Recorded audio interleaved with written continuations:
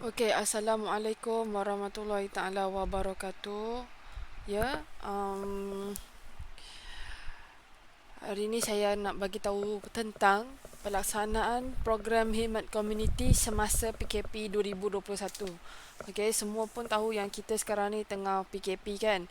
Jadi, saya nak bagi tahu lah beberapa perkara yang kita kena buat untuk menyempurnakan subjek khidmat komuniti ni. Okey, pelaksanaan khidmat komuniti perlulah bersesuaian dengan keadaan semasa di Malaysia yang sedang melalui fasa PKP. Okey. Seterusnya, segala perancangan, kertas kerja dan pembentangan projek sebelum ini adalah terbatal. Okey. Kita dah pernah buat kan kertas kerja sebelum ni yang kita nak buat menceriakan taman kaktus apa semua tu. Okey, itu semua dah tak boleh pakai dah semua tu. Semua tu kita akan batalkan projek tu, batalkan kertas kerja tu, dan saya pun takkan bagi markah dekat yang sebelum ni. Semua dah terbatal. Okey. So pendek kata sekarang ni kita kena mula daripada zero balik. Kita kena buat balik kertas kerja. Okey, semua kita kena buat balik.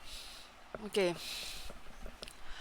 Okey, setiap perbincangan kumpulan hendaklah dibuat dan dirakam melalui Google Meet sebagai bukti perbincangan telah berlaku.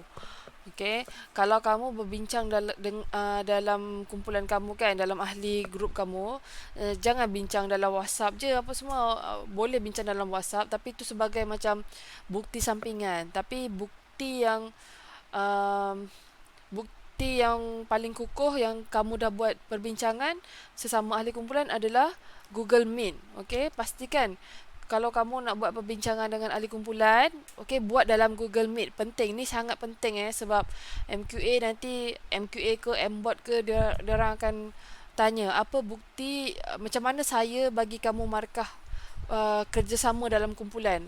Macam mana saya tahu kamu ni bekerjasama sedangkan kamu ni duduknya tempat lain-lain kan. Yang si A kat rumah A, yang B kat rumah B. Okey, kamu tak jumpa. So apa bukti yang kamu berbincang, apa bukti yang kamu bekerjasama? So buktinya adalah melalui Google Meet. Okey, setiap perbincangan kalau kamu berbincang dalam kumpulan, tak kisahlah berbincang sekejap ke, berbincang lama ke, buat je dalam Google Meet supaya boleh ada rekod dan ada bukti. Okey, markah kerjasama akan dinilai melalui perbincangan yang dilaksanakan melalui Google Meet. Okey, markah kerjasama ni saya bukannya bagi bila kamu dah buat projek tu dah siap, projek tu dah sempurna, saya bagi markah, saya anggap yang kamu semua ni bekerjasama. Tak. Okey, tak macam tu. Sebab boleh jadi yang walaupun kerja tu sempurna, projek awak tu bagus, mungkin seorang je yang bersusah payah, seorang atau dua orang je yang bersusah payah nak buat projek tu, untuk sempurnakan projek tu. Yang lain cuma tumpang saja. So saya tak akan nilai kerjasama melalui penyempurnaan projek, tapi melalui perbincangan, okey, yang dilaksanakan melalui Google Meet. Okey, jelas yang tu? Okey, ini adalah proses pelaksanaan khidmat komuniti. Kamu pun dah tahu, kita semua pun dah tahu yang macam mana nak buat khidmat komuniti ni sebab kita dah berlatih lah buat untuk taman kaktus tu. Okey, kita dah buat kertas kerja, tapi sekarang ni kita kena ubah suai kertas kerja kita tu ubah suai, jadikan kertas kerja tu yang bersesuaian dengan yang kita nak buat ni. Okey, lepas kamu ubah suai kertas kerja tu, saya nak kamu semua hantar kertas kerja tu kat saya. Saya approve, okey, saya bagi kamu buat benda tu, barulah kedua kamu kena laksanakan. Okey, kamu buatlah pelaksanaan tu apa semua kan. Okey, untuk pelaksanaan ni kamu kena buat video. Okey, setiap kumpulan kena hantar dekat saya video pelaksanaan khidmat komuniti awak. Okey. Nanti saya terangkan yang lebih lanjut lah tentang pelaksanaan ni. Okey, lepas kita buat pelaksanaan, kamu semua kena buat laporan. Okey, laporan pelaksanaan tu. Objektif kamu tercapai ke tak? Lepas tu ada laporan daripada penilaian kendiri. Setiap orang kena buat refleksi kendiri masing-masing. Kalau dalam kumpulan tu ada 5 orang, so ada 5 orang yang akan buat refleksi. Contoh, si Ali sebagai ketua dalam kumpulan tu.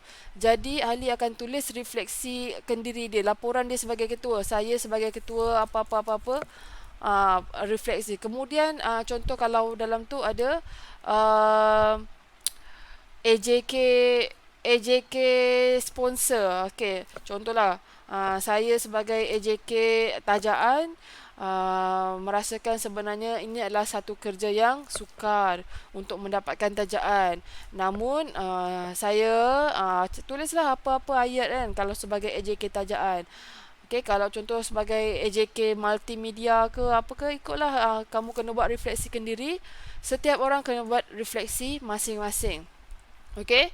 So nanti dalam pembentangan kamu just bentangkan je lah apa yang kamu semua dah buat tu. Okay.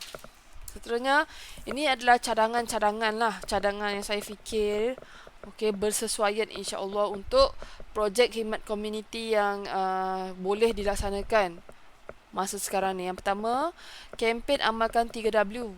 Wash, wear, warn. Okay, kita tahu yang sekarang kan COVID kan, ini pun dah diwar-warkan dalam apa ke namanya, TV, media massa apa semua. 3W, okay, wash tu basuh tangan, wear tu pakai mask, warn tu amaran. Okay, kita bagi amaran kat orang yang macam melanggar SOP ke apa ke kan. Buatlah video, kamu buat video. Contoh lah, ni contoh je ya. Contoh, kalau dalam kumpulan tu ada 5 orang, contoh ada 5 orang. Seorang tu uh, dia terangkan tentang wash. Apa itu wash? Kemudian buatlah video, tunjuk macam mana cara-cara nak basuh tangan kan. Kemudian wear, macam terangkan tentang wear. Seorang lagi terangkan tentang wear, macam mana cara pakai mask yang betul. Okey, macam mana cara pakai mask yang salah. Okey. One, amaran. Apa contoh amaran yang kita boleh keluarkan untuk ingatkan orang supaya patuh SOP apa semua kan. Okey, kat situ dah ada 3 orang lah yang buat video. Seorang buat video wash, seorang buat video wear, seorang buat video warn. Kemudian video-video tu kamu hantar dekat seorang yang pandai IT ke apa ke, dia gabungkan jadi satu video yang menarik macam itulah. Kempen amalkan 3W. So nanti kita akan publish lah dekat Facebook ke, kat YouTube ke, video tu sebagai pesanan kepada masyarakat lah. So pesanan khidmat masyarakat. Kemudian kamu boleh juga kalau nak buat kempen, elakkan 3S. Okey, elakkan tempat yang sempit, elakkan tempat yang sesak, okey, elakkan bersembang dekat. Okey, buatlah video, seorang buat video macam mana nak elakkan tempat sempit. Contoh, buatlah kat rumah tu, kalau dalam rumah tu ada bilik yang sempit ke kan, berlakon lah sikit. Berlakon dengan adik ke, dengan kakak ke, apa ke, abang kan. Jangan duduk dalam tempat yang sempit. Kemudian tempat yang sesak, macam mana tempat yang sesak tu, okey? Berlakon sikit, elakkan tempat yang sesak. Dan sembang dekat. Macam mana sembang dekat? Okey, buatlah video yang kreatif ke. Gunalah, tak semestinya buat video biasa-biasa je. Kamu boleh buat guna TikTok ke. Kamu kalau kamu kaki TikTok kan, bolehlah buat guna TikTok, ikutlah kreativiti. Kemudian hantar video tu dekat seorang kawan yang ditugaskan untuk macam combine ke apa ke kan, untuk jadikan satu video. Ataupun boleh buat kempen jauhi rokok. Okey, kempen jauhi rokok ni pun mungkin kamu boleh tugaskan ada 4 orang ke yang buat video. Seorang buat video tentang bahaya merokok.